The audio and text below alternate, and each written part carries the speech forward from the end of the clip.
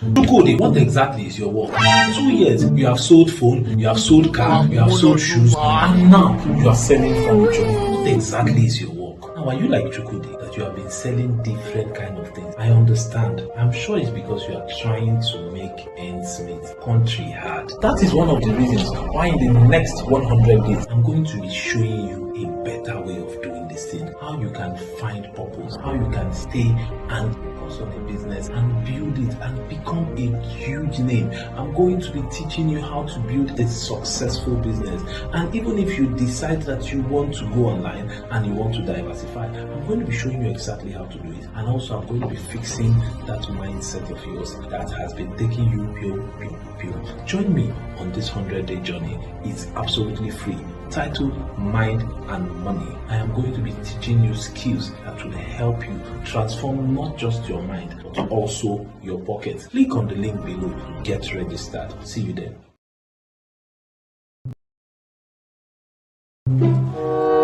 You know say too much garri dey cause alcohol, and you know say this your garri wey you dey take na because of Satan.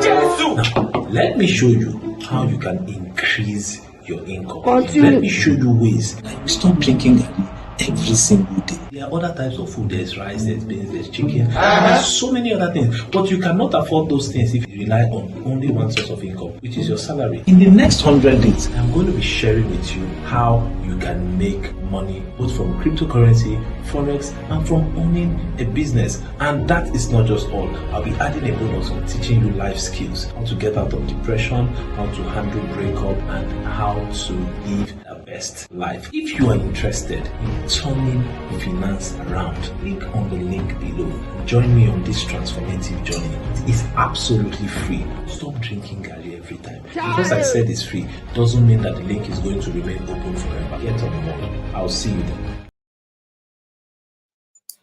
All right.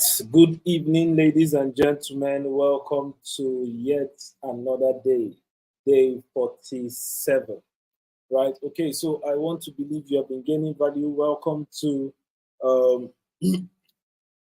another session of the Crypto Diaries. So today we are going to be looking at cryptocurrency as a store of value. Cryptocurrency as a store of value. Now, in one of our sessions, I remember we talked about cryptocurrency, fiat currency, cryptocurrency, gold, and real estate, right? But today we are going to be looking at cryptocurrency as a store of value. Now, the document I'm going to recommend is the SEC regulation. Please go and study that document. I'm not going to talk about it online. I'm just going to recommend it, and I'll probably drop the link where you can download it. I'll drop the link where you can download it, okay? I'll drop the link in the group for those that are active or those that are fully registered, so you can go and download that document and read it. So, but today we are going to look at cryptocurrency as a store of value. In 2017, I was opportuned to be in the stakeholders meeting that I held in the CBN, and the CBN governor was represented there. And one of the questions, or when I had the opportunity to speak, I told him one thing, that one of the mistakes the government is going to do, the CBN is going to do, is to try to use centralized solutions to solve decentralized problems. Try to use centralized solutions to solve the centralized problem. That was the first thing. And the second thing I told him was, cryptocurrency will function better as a store of value, although it's a medium of exchange, but it's majorly a store of value. And for the government to be able to have a say in the doings of cryptocurrency, it would be better regulated through the SEC, Security and Exchange Commission. I gave this advice 7 years ago. 7 years ago. Last year, there was a memo from the Security and Exchange Commission releasing guidelines on cryptocurrencies and the rest of them. So eventually, I'm sure after 6 years, they came to understand that cryptocurrency is a store of value. Now, there's been a whole rave about crypto, Bitcoin, and the rest of them. Now, why are people buying it in the long term? Because a lot of people are of the opinion that, I mean, I bought Bitcoin when it was 60 something thousand dollars, it fell. Some other people, I mean, I bought this coin at so price, it fell. Now, what you need to understand is for any item to be considered as a store of value, it means that item must have the ability to retain its worth or purchasing power over time. It must have the ability to retain its worth or purchasing power over time. Now, let's look at Bitcoin. 2012, 2009, it started trading, and the first price it traded was $0.5. $0.5. As we speak, 12 years after, what am I saying? 13 years after, Bitcoin is trading somewhere around $71,000. Not only has it retained its worth, it has appreciated in value. Right? So this makes it a very reliable tool, or this makes it a very reliable asset that can be used to preserve wealth. Right? Because some of the key characteristics of any asset that must be used or that will be used as a store of value should be stability, durability, liquidity, and scarcity. Stability, durability, liquidity, and scarcity. What does that mean? The value should be fairly stable or increasing in value. It should be durable. So if I say I want to keep my money in this for a certain period of time, when that period of time elapses, this item or this asset should still be valuable or should still be, useful. Then liquidity, very important. If I keep this item as a store of value, then it comes to then I want to sell it at a later date. Will it be liquid enough? Will I see buyers that are willing to pay for the value of that asset? Then scarcity.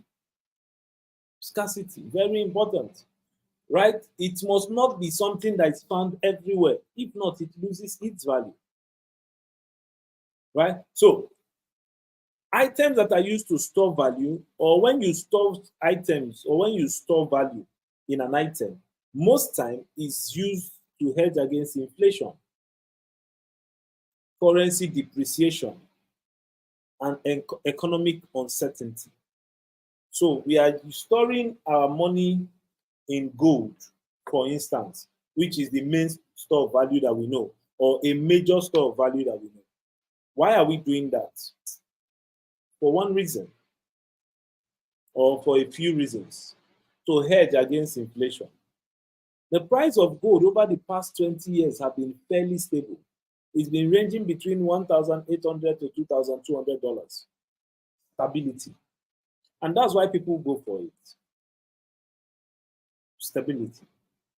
In a country like Nigeria, where we have seen the naira misbehave, using gold as a store of value would have hedged your fund, your money against inflation. Then economic uncertainties. See all the kind of dramas, different rules coming up here and there. Then currency depreciation. I mean, it's no news that in the past 8 months or 9 months, we have seen the naira lose value by almost 100%. Right? So these items that we use as store of value will allow individuals and institutions to safeguard their wealth over time. To safeguard their wealth over time. Now, of course, we know that there are traditional means or traditional items that are used as store of value. And they are the likes of gold, silver, real estate, and the rest of them. But today we are going to be talking about Bitcoin as a store of value. an alternative store of value, right? Okay, so what are the properties of Bitcoin that makes it viable or makes it a viable store of value? What are the properties that makes it a viable store of value? Now, let's look at it. Number one, remember we said scarcity. Scarcity. Now, you cannot just go and get Bitcoin anywhere. It is mined through a certain strict process. And it is all, if what am I saying? It is impossible to duplicate. Impossible to duplicate.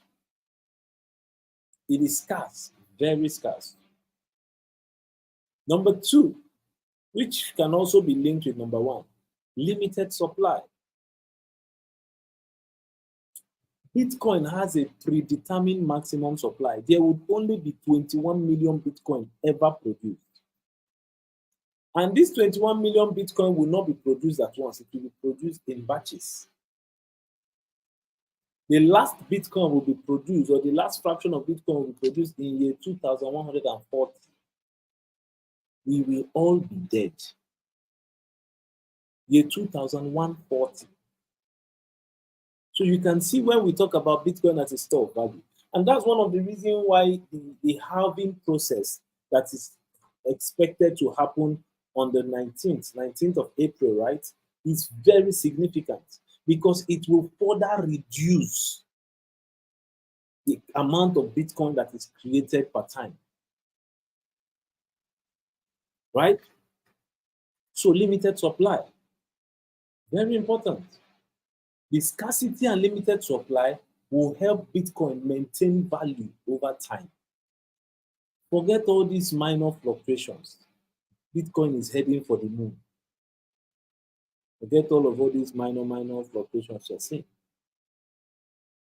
Number three, one of the reasons why Bitcoin is going to be seen as a store of value is because it is decentralized. It is decentralized. Now, how does decentralization help Bitcoin to be a viable store of value? One way. You need to understand that one of the major reasons why currencies lose value is government interference, manipulation, and very funny policies. And these policies are inflationary. They create inflation. So Bitcoin functions outside all of this. So this reduces the risk of government interference. Despite what the government is doing to Binance, Bitcoin is still trading at 1,600 averagely.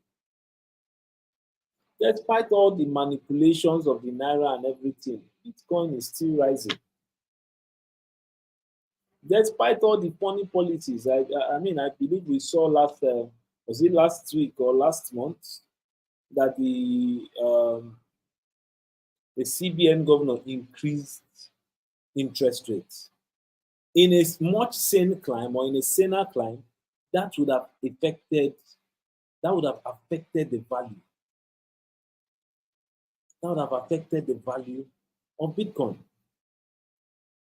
So guess what? Nothing happened. Nothing happened. Just some small fluctuations and right. So number four, one of the reasons why Bitcoin is going to still be a very viable store of value is portability. Portability. You see here, I showed us in one of our, I think it was in the video where we talked about cryptocurrency security. That was last week. I showed us something like this. This is a Bitcoin paper wallet. Now look at this paper wallet. It looks like an ID card. I can carry $1 billion in this paper and travel to any part of this world. As in, you can carry any amount of money in this sheet of paper. That's how portable it is. That's how portable. I'm telling you, you don't need to carry a device, you don't need to carry anything. Let me even make it more scarier for you. I can carry a book like this. This just a normal book. Then in that book, I'll just write the private key or recovery phrase. And I'm moving about with $1 billion. Let me make it more scarier. I can carry a piece of paper like this, small paper like this. Just write recovery phrase of this thing. Put it in my ear, or just hold it like cigar. And be moving about with 1 billion. Talk about portability. Let me even make it worse. I can cram it. Memorize the recovery phrase. It's just 12 words. Memorize the recovery phrase, and you are a moving bullion van. How much will bullion van carry? That's what crypto. That's the power of crypto. Imagine if when the president was sharing money during one of the elections that bullion van came to his house. Imagine if it was crypto that they were doing. Nobody will see nothing. That is one of the reasons why you cannot take it away from Bitcoin. You can't. Provided the digital assets and Bitcoin are easily transferred and accessed anywhere in the world with internet, the portability will enhance the utility as a store of value when compared to other assets like real estate. Okay, can you carry your land and travel? Can you carry your land now? You have gone to village, you have gone to buy 1 hectare. Can you carry it and travel? You can't. Let me even shock you. You can travel, and before you come back, somebody has built house on your 1 hectare. Before you come back, somebody has built house on your 1 hectare. That's the beauty. That's why Bitcoin is going to be valuable. You know, that's one of the reasons. Right? Then, number 7, I think. Number 7 or 6. One of them. Number next. Security. Security. I just gave you an example now. How somebody can go and build house on your land if you do not go to that land for a long time. And let me tell you, in this part of the world, Nigeria, if somebody don't build house on top of your land, it is hard. It is hard. Do you understand? It is hard. But you see, when it comes to security, give it to BTC. You see, you see how I get confidence in showing at this thing.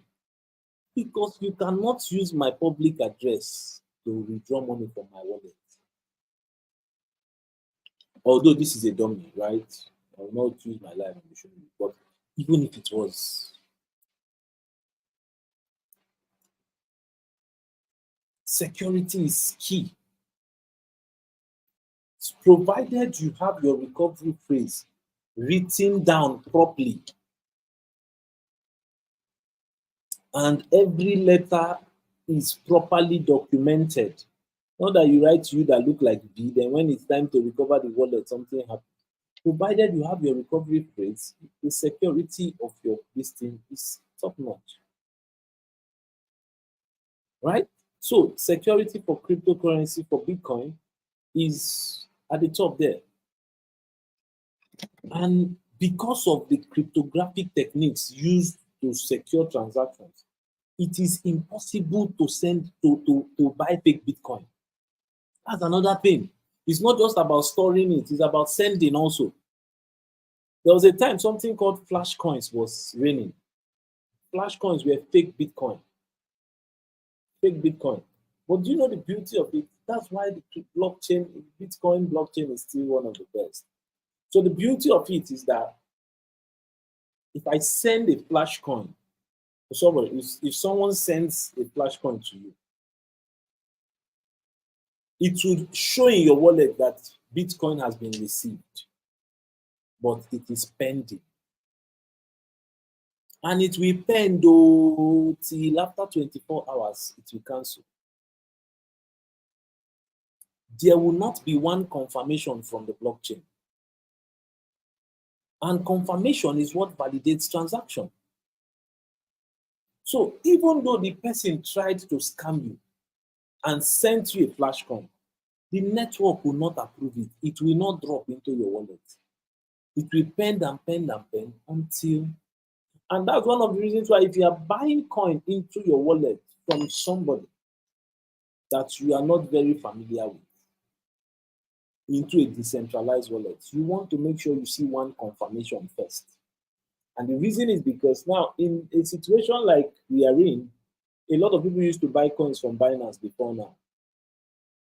Now, in a situation that we are in now, one of the reasons why so many people like Binance then was, I mean, you can use it to confirm exchange rates and all of that, right? And that was one of the reasons why the government banned it, because they don't want Binance to be the ones confirming exchange rates, or they don't want you to confirm exchange rate from Binance. So now that there is no Binance, the market is being deregulated. People are giving um, exchange rates depending on how they bought and all of that. Now, this is the problem. A lot of people are going to be scammed. You know why? Scammers are going to use cheap exchange rates. Yeah, that I have Bitcoin or I have 200 Bitcoin, and you'll be happy. How much? Say I'll sell at 1,200 per Bitcoin per dollar. And you say, oh boy. And to you, because your mind is telling you that because it's plenty, right? Because it's plenty, I mean, you can do something with it. But guess what? You now decide to buy. Then after buying, after sending the person funds, in fact, the person may even tell you, don't worry, I'll send you coins first. So before you know, you send wallet address, next thing here is bam bam. You see Bitcoin receipt. Then you check it, you see pending. My brother, if that thing did not show confirm, if you send 1 naira, you're on your own. You will be scammed.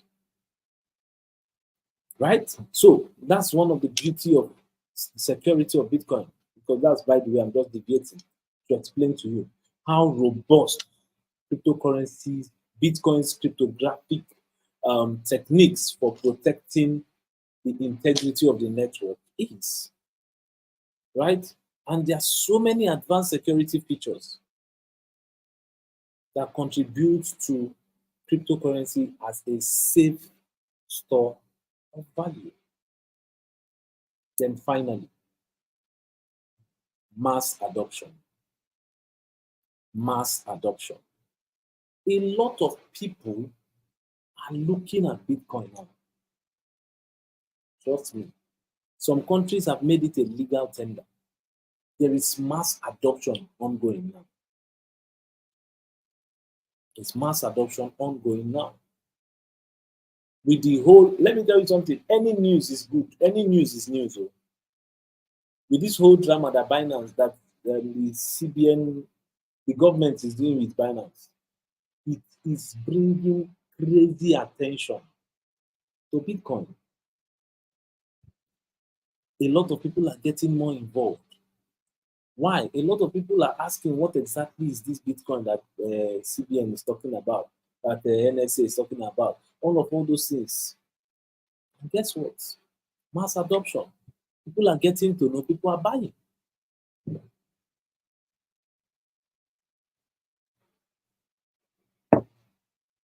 Now, what does that mean? There is increased adoption.